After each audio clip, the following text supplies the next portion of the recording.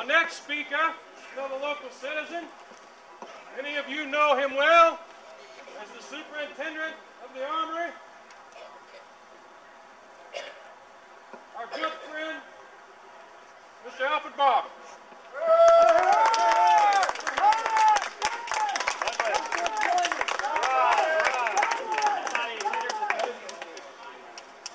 Somebody's going to litter it a little bit more. Lay your own egg, Mr. Barber.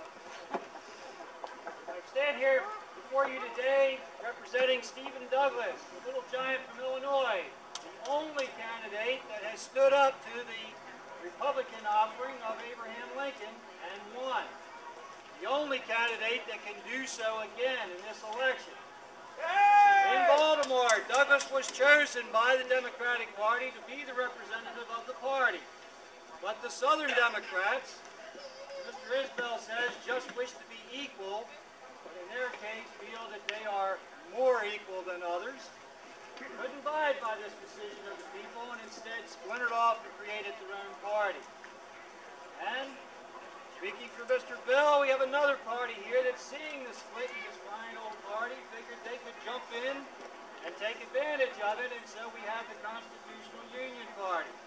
And that is their entire platform. The Constitution, the Union, and that's all they know how to say.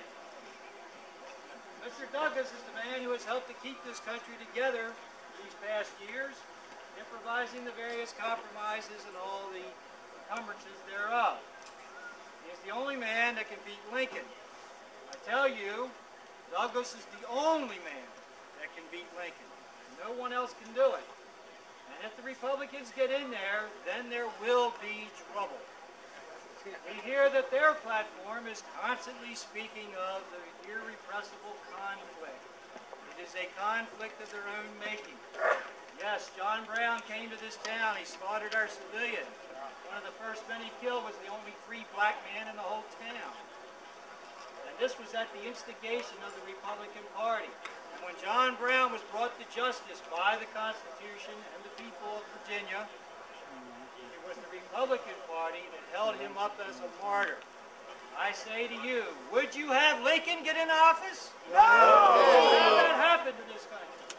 Because that will ensure a split. I stand here for you today, that's exactly what will happen. Now we hear the talk about the Constitution. Yes, the Constitution is the document that holds this country together. But it starts out with the real secret weapon that makes this country so powerful.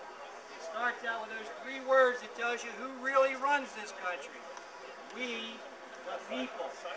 And it's got to be the people from not just the South, but from the North and the South, from the East and the West, from those people in the territories that wish to enter this country as a future state.